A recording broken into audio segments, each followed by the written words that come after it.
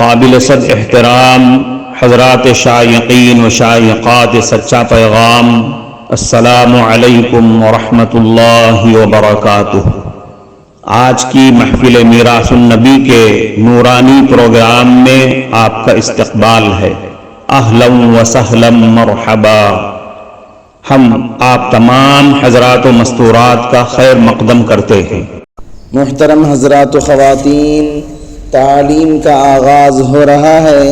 سب سے پہلے آداب تعلیم کا لحاظ کرتے ہوئے تعلیم کی طرف متوجہ ہو جائیں۔ پورے دھیان سے سننا، عمل کی نیت سے سننا اور تبلیغ کی نیت سے سننا، یعنی سنی ہوئی باتیں دوسروں تک پہنچانے کے جذبے سے سننا۔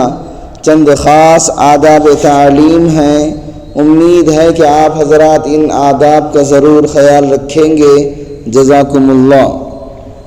بسم اللہ الرحمن الرحیم۔ حضرت علی رضی اللہ عنہ سے نبی کریم صلی اللہ علیہ وسلم کا ارشاد منقول ہے کہ اللہ تعالیٰ ارشاد فرماتے ہیں، میں ہی اللہ ہوں، میرے سوا کوئی معبود نہیں۔ جس نے میری توحید کا اقرار کیا وہ میرے قلعے میں داخل ہوا، اور جو میرے قلعے میں داخل ہوا وہ میرے عذاب سے محفوظ ہوا۔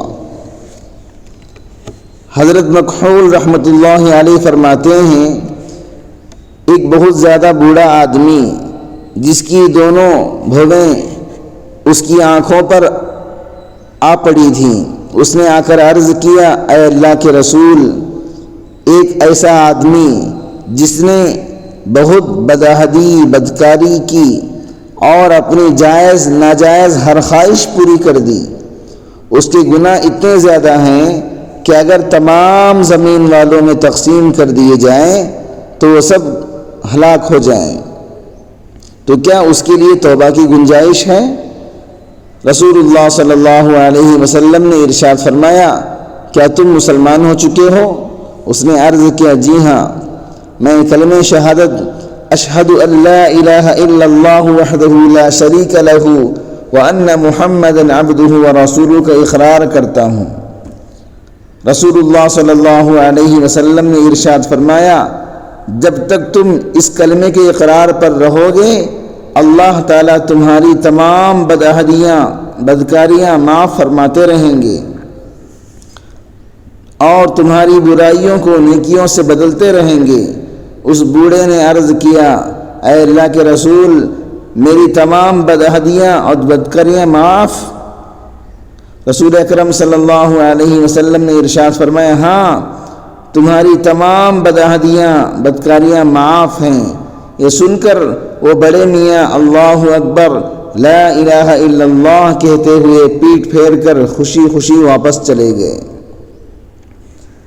حضرت عبداللہ ابن عمر ابن عاص رضی اللہ عنہما سے روایت ہے کہ میں نے رسول اللہ صلی اللہ علیہ وسلم کو یہ ارشاد فرماتے ہوئے سنا، قیامت کے دن اللہ تعالیٰ میری امت میں سے ایک شخص کو منتخب فرما کر ساری مخلوق کے روبرو بلائیں گے اور اس کے سامنے اعمال کے 99 دفاتر کھولیں گے۔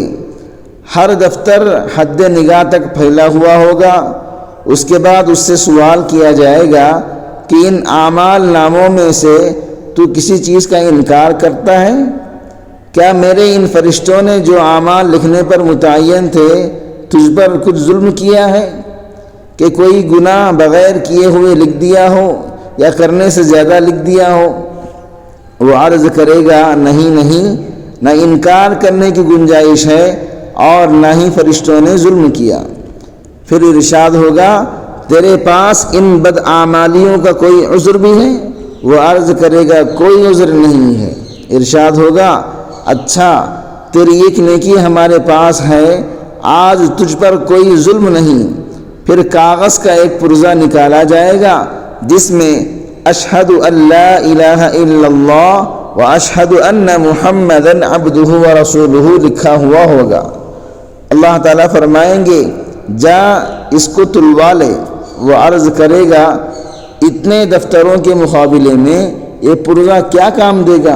ارشاد ہوگا، تجھ پر ظلم نہیں ہوگا۔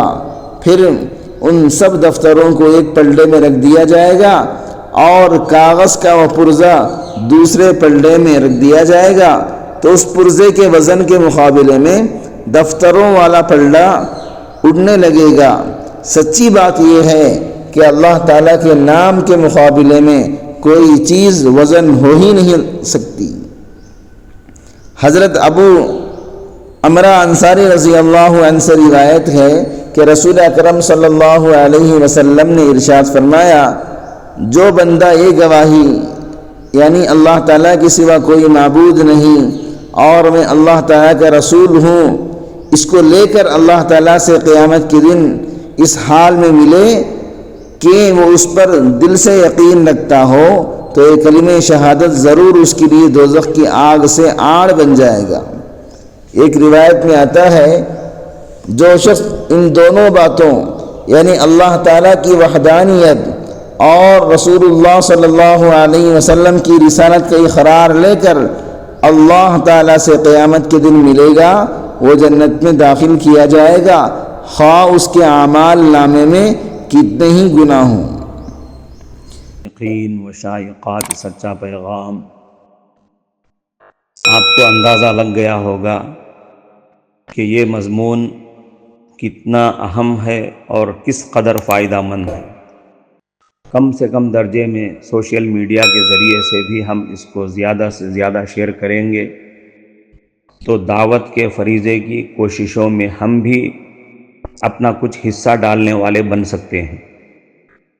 لہٰذا زیادہ سے زیادہ اس کو عام کریں تاکہ پوری دنیا کے ہندوؤں کی غلط فہمی دور ہو جائے اور انہیں یہ زمینی حقیقت معلوم ہو جائے، اور وہ اپنے اصل مذہبی لیڈر پیغمبر آخر الزماں حضرت محمد الرسول اللہ صلی اللہ علیہ وسلم کو ماننے پر مجبور ہو جائیں اور کلمہ پڑھ کر آپ کے ساتھ ساتھ وہ بھی جنت میں جانے والے بن جائیں۔